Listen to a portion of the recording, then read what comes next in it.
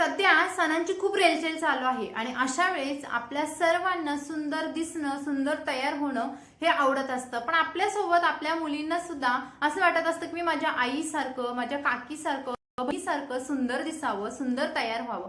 पण त्यांना ते जमत नाही आणि आपल्याला सुद्धा तेवढी खूप घाई असते. अशा वेळेस त्यांचा मेकअप कसा करावा आणि त्यांच्या सुंदर सुंदर हेअरस्टाईल कशा करावा हे आपल्या लक्षात येत नाही. त्यामुळेच आज मी तुम्हाला छोट्या मुलींच्या छोट्या केसांच्या 3 सुंदर अशा हेअरस्टाईल दाखवणार आहे की त्या तुम्हाला बघता क्षणी आवडतील आणि तुम्हाला करायला सुद्धा खूप सोप्या जातील. तर या हेअरस्टाईल कशा आहेत चला पाहूयात. नमस्कार, पुन्हा एकदा आपल्या स्वादिष्ट स्टाईल मध्ये तुमचं अगदी मनापासून स्वागत आहे. तर मैत्रिणींना व्हिडिओ आवडला तर लाईक करा आणि सबस्क्राइब करा आणि शेअर करा. हेअरस्टाईल नंबर 1 साठी केस छान विंचरून घ्यायचे आहेत आणि समोरच्या केसांचं पार्टिशन करून घ्यायचं आहे. पार्टिशनच्या हेअरस्टाईल या सण समारंभांसाठी किंवा लग्न कार्यक्रमांसाठी खूप सुंदर दिसतात. तुमच्याकडे अशा दातांचा किंवा अशा टाईपचा जर कंगवा असेल तर तो वापरा, याने पटकन पार्टिशन होतात. त्यानंतर पाठीमागचे माथ्यावरचे केस आहेत ते आपल्याला पाठीमागे गोळा करायचे आहेत आणि समोर जे पार्टिशन केलेले केस आहेत ते तसेच सोडायचे आहेत. व्हिडिओमध्ये दाखवल्याप्रमाणे अगदी या पद्धतीने तुम्ही माथ्यावरचे फक्त केस गोळा करून घ्या, एका हातामध्ये पकडा आणि दुसऱ्या एका छोट्या किंवा मोठ्या क्लचरने हे केस आहेत ते तात्पुरते सिक्युअर करून घ्या. इथे बघा आता मी मोठा क्लचर वापरलेला आहे आणि हे केस सिक्युअर केलेले आहेत.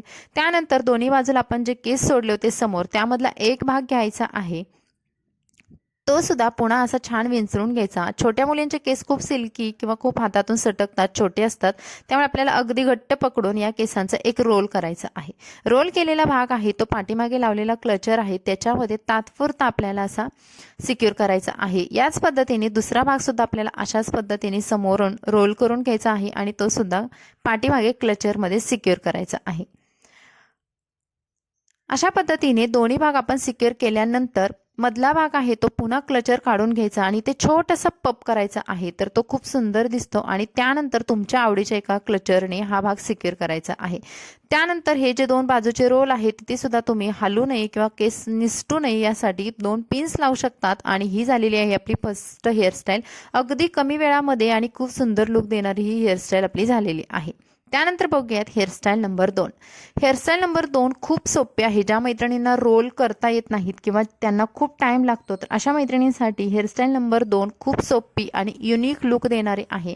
यासाठी तुम्हाला समोरचे केस आहेत ते पूर्ण असे गोळा करायचे आहेत, म्हणजे तिच्या कानापासूनचे जे केस आहेत ते हाफ पार्टिशन करून हातामध्ये पकडायचे आहेत. आणि इथे एक या टाईपचा रबर वापरा. या टाईपच्या रबरमध्ये तुमच्या मुलीचे केस अटकत पण नाहीत आणि खूप घट्ट बसतात.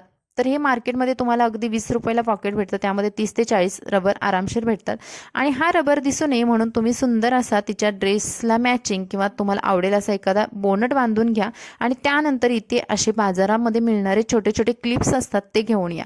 तर हे क्लिप्स आहे ते तुम्हाला 10 रुपयाचं पॉकेट भेटतं. त्याच्यामध्ये भरपूर कलरफुल क्लिप्स असतात आणि हे क्लिप्स आपल्याला समोर असे लावून घ्यायचे आहेत. यामुळे समोरचा लुक आहे तो आपण एकदम छान असे रोल केलेले आहेत आणि त्याच्यामध्येच हे आपण क्लिप्स लावलेले आहेत असा दिसतो. तर अगदी 1 मिनिटाच्या आतमध्ये तुम्ही ही हेअरस्टाईल करू शकता. जर तुमच्या मुलींना हेअरस्टाईल करायला आवडत नाही किंवा ते करू देत नाहीत आणि तुमच्याकडे सुद्धा टाईम नाही, त्यावेळेस तुम्ही हेअरस्टाईल नक्की ट्राय करा. कपाळावरचे केस थोडेसे त्यांचे पातळ असतात म्हणून मी खाली थोडेसे ओढून घेतलेले आहेत आणि सुंदर असं हेअरस्टाईलला लुक दिलेले आहे. आणि ही झालेली आहे आपली हेअरस्टाईल नंबर 2. आता बघूयात हेअरस्टाईल नंबर 3. यासाठी मुलीचे जे आयब्रो पॉईंट आहेत म्हणजे आयब्रोचे टोकं आहेत तिथून आपल्याला दोन्ही साईडवरून हे केस आहेत ते वरच्या दिशेने उचलून घ्यायचे आहेत. बघा व्हिडिओमध्ये मी अगदी स्पष्ट दाखवलेले आहे. दोन्ही आयब्रो पॉईंटवरून जेवढे केस येत आहेत तेवढे मी हातामध्ये गोळा केले आणि त्या केसांची आपल्याला इथे एक छोटीशी पोणी बांधून घ्यायची आहे. इथे सुद्धा पोणी बांधताना जो रबर वापरलेला आहे बघा, मी या टाईपचाच रबर वापरलेला आहे कारण यामध्ये केस खूप कमी तुटतात, कमी अडकतात आणि घट्ट सुद्धा बसतात. तर अशी पोणी बांधून झाल्यानंतर पोणीतले जे केस उरलेले आहेत त्याची आपल्याला 3 पेड्यांची वेणी बांधून घ्यायची आहे.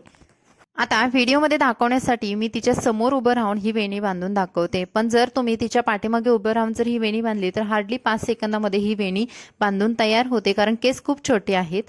तर जेव्हा तुम्हाला युनिक लुक करायचा असतो किंवा इतरांपेक्षा थोडंसं वेगळं दिसायचं असतं अशा वेळेस तुम्ही ही हेअरस्टाईल नक्की ट्राय करू शकता आणि खूप कमी वेळामध्ये सुद्धा होऊन जाते. त्यानंतर पाठीमागे जी वेणी संपते तिथे सुद्धा आपल्याला अशाच पद्धतीने हा छोटा रबर बँड वापरायचा आहे आणि या वेणीला थोडं डेकोरेट करण्यासाठी मी इथे छोटे छोटे मणी वापरलेले आहेत.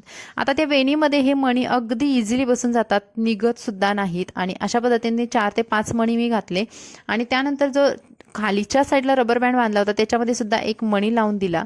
त्यानंतर हे जे आपण केस कानाच्या वरती सोडले होते ते घ्यायचे आणि तिथे रोल बांधून घ्यायचा आहे.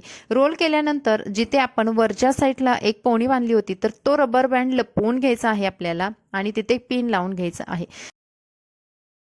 किंवा हे केस असेच मोकळे राहू दिले तरी सुद्धा तितके सुंदर दिसतात. पण हा रबर बँड लपवण्यासाठी मी दोन्ही बाजूचे 2 रोल केले आणि त्या रबर बँडवरून फक्त गुंडाळून घेतलेले आहेत आणि दोन्ही बाजूला 2 पिननी सिक्युअर केलेले आहेत.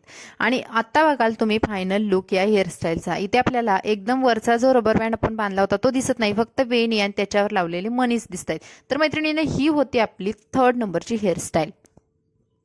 तर मैत्रिणींना, आपण बघितलेल्या या तिन्ही हेअरस्टाईल किती सोप्या होत्या ना, तर तुम्ही सुद्धा अगदी सोप्या पद्धतीने या हेअरस्टाईल करू शकता कमी वेळामध्ये. तर चला भेटू अशाच नवनवीन व्हिडिओ सोबत. तोपर्यंत तुम्ही मस्त राहा, खुश राहा आणि शिकत राहा. Bye bye.